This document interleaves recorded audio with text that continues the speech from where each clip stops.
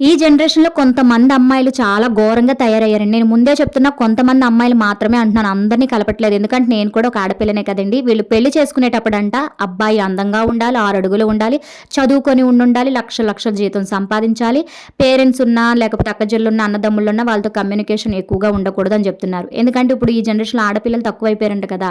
అందుకని వీళ్ళకి కళ్ళు నెత్తి మీదకొచ్చేసినాయి. వీళ్ళే అంటే వీళ్ళకంటే టూ మచ్‌గా బిహేవ్ చేస్తున్నారు. వీళ్ళని కళ్ళ తల్లిదండ్రులండి. సో, ఇలా కొంతమంది ఎంచి ఎంచి వీళ్ళకంటే స్థాయి, పరపతి, డబ్బు ఉందని చెప్పేసి ఏ తాగుబోతులకో, తిరుగుబోతులకో ఇచ్చి కట్టబెడతారు. వాళ్ళేమో పెళ్లయినప్పటి నుంచి వీళ్ళ నిజ స్వరూపం బయట పెట్టి టార్చర్ పెట్టేసి కట్నం గురించో, ఇతర విషయాల గురించో వాళ్ళు చంపడమో, చంపించేయడమో చేస్తూ ఉంటున్నారు. ఆ తర్వాత తల కొట్టుకున్న ఏం లాభం చెప్పండి. సో, ఈ ఆస్తి ఐశ్వర్యాలు పక్కన పెట్టి తన భార్యని, బిడ్డల్ని ఉన్నంతలోనే హ్యాపీగా కష్టపడి పనిచేసి చూసుకోగలడా లేదా అన్నది మాత్రమే ఆలోచించండి. ఉదాహరణకి కరోనా టైంలో ఉద్యోగాలు చేసి వేలు వేలు సంపాదించే వాళ్ళు ఇంట్లో కూర్చుంటే చిన్న చిన్న వ్యాపారస్తులు సుఖపడ్డారు. ఇలా ఎంచుకుంటూ కూర్చుంటే గనక రోబో సినిమాలో చిట్టి లాంటి క్యారెక్టర్స్ ని మిషన్స్ ని తయారు చేయాల్సిందేనండి. ఎందుకంటే మనకు నచ్చిన క్వాలిటీస్ అవే కదా.